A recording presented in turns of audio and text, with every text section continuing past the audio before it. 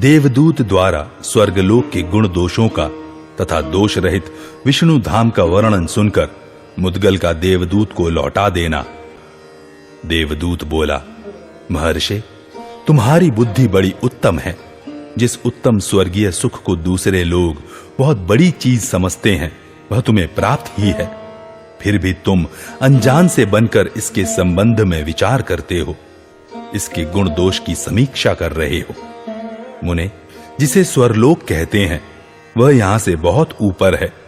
वहां पहुंचने के लिए ऊपर को जाया जाता है, इसलिए उसका एक नाम उधर्वग भी है। वहां जाने के लिए जो मार्ग है वह बहुत उत्तम है। वहां के लोग सदा विमानों पर विचरा करते हैं। मुद्गल, जिन्होंने तपस्या नहीं की है, बड़े बड़े यज्ञों द्वारा यजन नहीं किया है तथा जो असत्यवादी एवं नास्तिक हैं, वे उस लोक में नहीं जा पाते हैं। ब्राह्मण, धर्मात्मा, मन को वश में रखने वाले, शम दम से संपन्न, ईर्ष्या रहित, दान धर्म परायण तथा युद्ध कला में प्रसिद्ध शूरवीर मनुष्य ही वहां सब धर्मों में श्रेष्ठ इंद्रिय संयम और मनोनिग्रह रूपी योग को अपनाकर सत्पुरुषों द्वारा सेवित पुण्यवानों के लोकों में जाते हैं। मुद्गल, वहां देवता, साध्य, विश्वदेव, महर्षिगण, याम, धाम, गंधर्व तथा अप्सरा, इन सब देव समूहों के अलग अलग अनेक प्रकाशमान लोक हैं, जो इच्छानुसार प्राप्त होने वाले भोगों से संपन्न, तेजस्वी तथा मंगलकारी हैं। स्वर्ग में 33,000 योजन का सुवर्णमय एक बहुत ऊंचा पर्वत है, जो मेरुगिरी के नाम से विख्यात है। मुद्गल, वहीं देवताओं के नंदन आदि पवित्र उद्यान तथा पुण्यात्मा पुरुषों के विहार स्थल हैं। वहां किसी को भूख प्यास नहीं लगती, मन में कभी ग्लानि नहीं होती, गर्मी और जाड़े का कष्ट भी नहीं होता और न कोई भय ही होता है। वहां कोई भी वस्तु ऐसी नहीं है जो घृणा करने योग्य एवं अशुभ हो। वहां सब ओर मनोरम सुगंध, सुखदायक स्पर्श तथा कानों और मन को प्रिय लगने वाले मधुर शब्द सुनने में आते हैं। मुने, स्वर्ग लोक में न शोक होता है न बुढ़ापा। वहां थकावट एवं करुणाजनक विलाप भी श्रवण गोचर नहीं होते। महर्षि, स्वर्ग लोक ऐसा ही है। अपने सत्कर्मों के फल रूप ही उसकी प्राप्ति होती है। मनुष्य वहां अपने किए हुए पुण्य कर्मों से ही रह पाते हैं।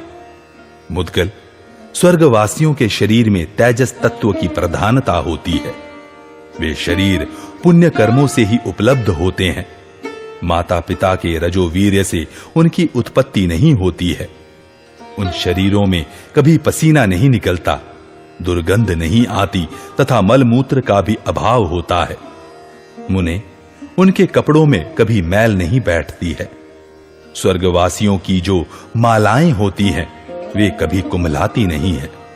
उनसे निरंतर दिव्य सुगंध फैलती रहती है तथा वे देखने में भी बड़ी मनोरम होती है।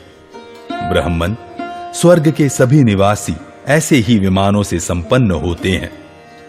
महामुने, जो अपने सत्कर्मों द्वारा स्वर्गलोक पर विजय पा चुके हैं, वे वहां बड़े सुख से जीवन बिताते हैं। उनमें किसी के प्रति ईर्ष्या नहीं होती। वे कभी शोक तथा थकावट का अनुभव नहीं करते एवं मोह तथा मार्तस्य से सदा दूर रहते हैं।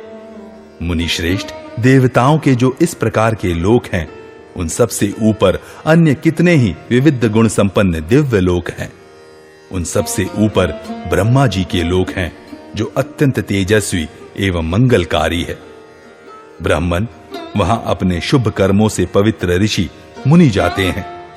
वहीं ऋभु नामक दूसरे देवता रहते हैं, जो देवगणों के भी आराध्य देव हैं। देवताओं के लोकों से उनका स्थान उत्कृष्ट है। देवता लोग भी यज्ञों द्वारा उनका यजन करते हैं।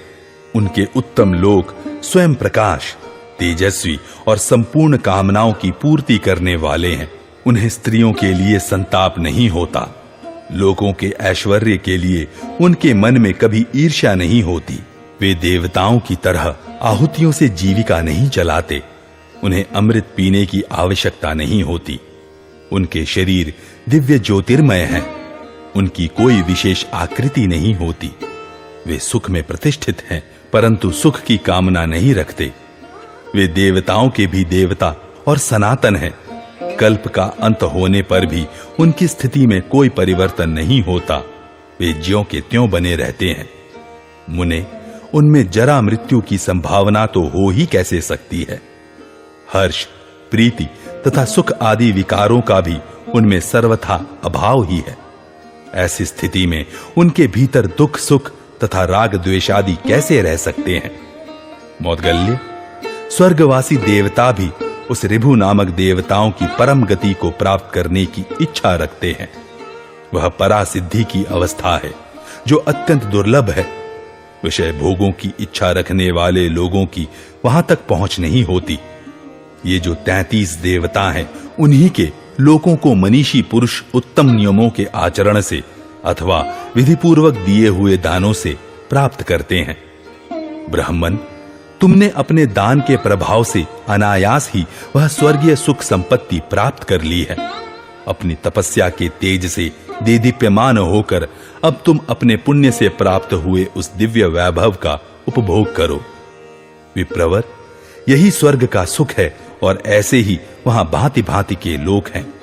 यहां तक मैंने तुम्हें स्वर्ग के गुण बताए हैं, अब वहां के दोष भी मुझसे सुन लो।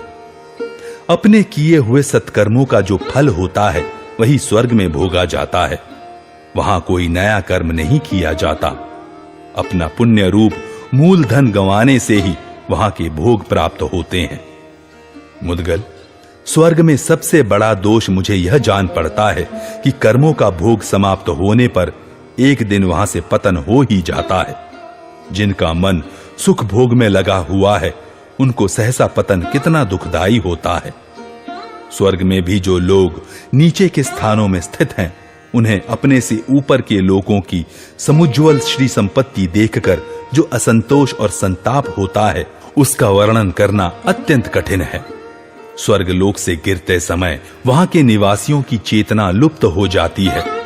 रजोगुण के आक्रमण से उनकी बुद्धि बिगड़ जाती है। पहले उनके गले की मालाएं कुम्हला जाती हैं।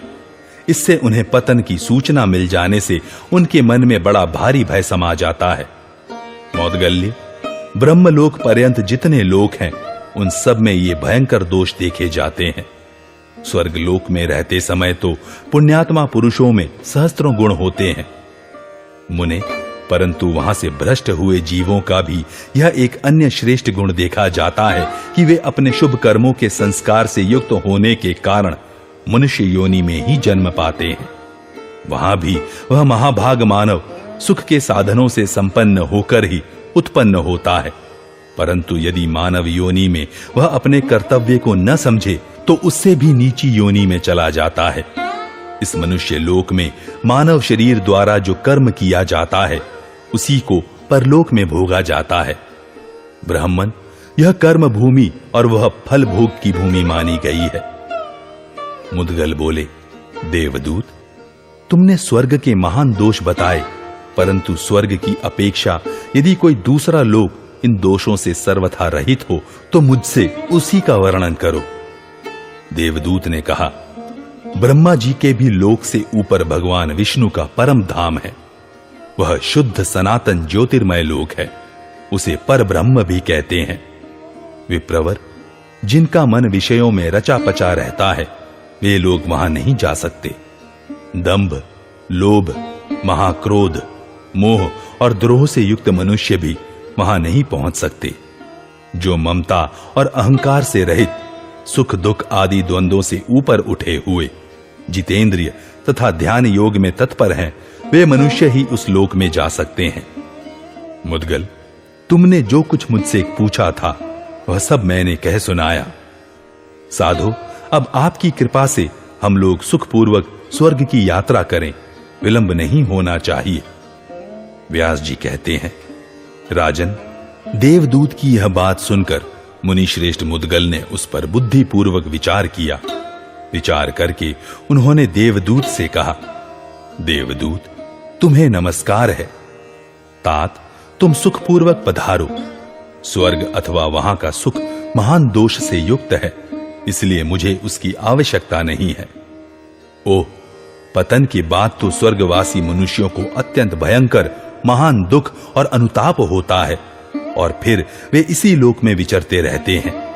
इसलिए मुझे स्वर्ग में जाने की इच्छा नहीं है, जहां जाकर मनुष्य कभी शोक नहीं करते, व्यथित नहीं होते तथा जहां से विचलित नहीं होते हैं। केवल उसी अक्षय धाम का मैं अनुसंधान करूंगा।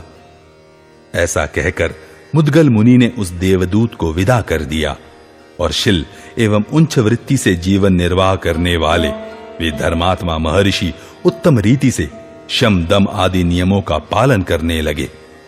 उनकी दृष्टि में निंदा और स्तुति समान हो गई। वे मिट्टी के ढेले, पत्थर और सुवर्ण को समान समझने लगे और विशुद्ध ज्ञान योग के द्वारा नित्य ध्यान में तत्पर रहने लगे। ध्यान से बल पाकर उन्हें उत्तम बोध प्राप्त हुआ, और उसके द्वारा उन्होंने सनातन मोक्ष रूपा परम सिद्धि प्राप्त कर ली।